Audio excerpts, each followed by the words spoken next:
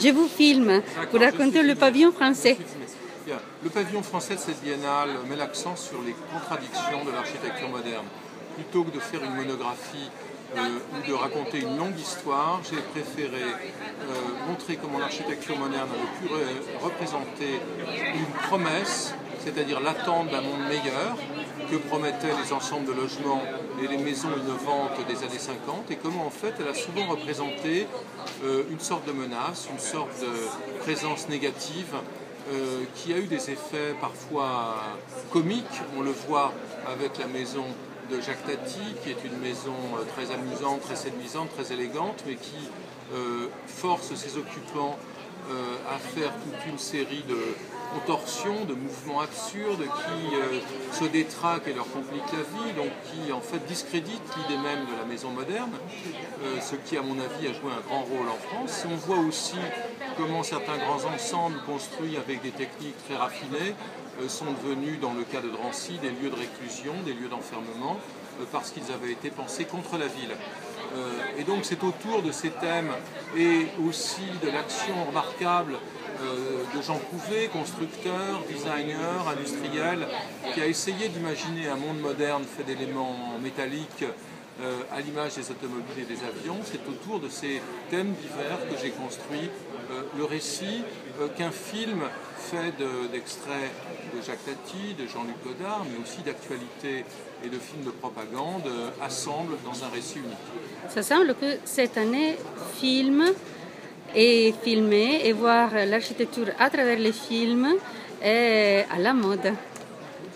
Plus que la mode, je crois que le film ou la littérature, mais la littérature s'expose moins facilement que le film dans une exposition, ce sont des moyens de comprendre l'impact de l'architecture. Il me semble important que dans une biennale qui s'adresse aussi au public, on n'utilise pas seulement les codes professionnels, les codes qui sont ceux de l'architecture que les architectes utilisent pour communiquer entre eux.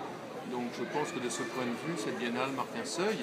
Je dirais qu'il y a aussi d'autres composantes. Cette biennale est aussi très liée, je crois, à la tyrannie, ce que j'appellerais la tyrannie de l'installation qui vient du monde de l'art. Donc il y a une très forte présence de l'art contemporain sous la forme de l'installation dans cette biennale.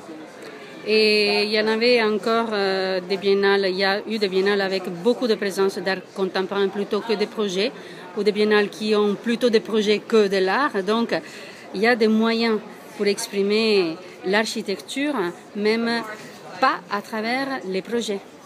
Je crois que la biennale de cette année a toute une série de qualités innovantes. Elle est très diverse, elle est très internationale. Beaucoup de pays ont fait appel à des commissaires extérieurs pour faire leur pavillon. Le pavillon anglais est fait par des Néerlandais, le pavillon belge est fait par des Français. Donc il y a une circulation des idées dans ces différents pavillons qui me semble donner raison à Rencola. Je prendrai une comparaison. D'habitude, la biennale est plutôt une sorte de zoo, de jardin zoologique. Chaque pays montre un animal dans une cage et le résultat est une espèce de grande cacophonie. Cette fois-ci, on a l'impression que Remcolas a réussi à ce que chaque pays joue d'un instrument de musique et que l'ensemble fonctionne plus comme un orchestre ou comme un chœur, ou à tout le moins comme une conversation. Bref, qu'il y ait un véritable échange et de ce point de vue, c'est une très grande réussite. Dernière question, dès que le titre est « La modernité, promesse ou menace », qu'est-ce que c'est sa menace de la modernité? La menace, je crois que c'est cette architecture qui semble promettre le bonheur et qui en fait aboutit à des situations dans lesquelles la vie devient non pas plus facile, mais plus complexe, plus difficile et parfois même la vie même est menacée. Merci. Merci à vous.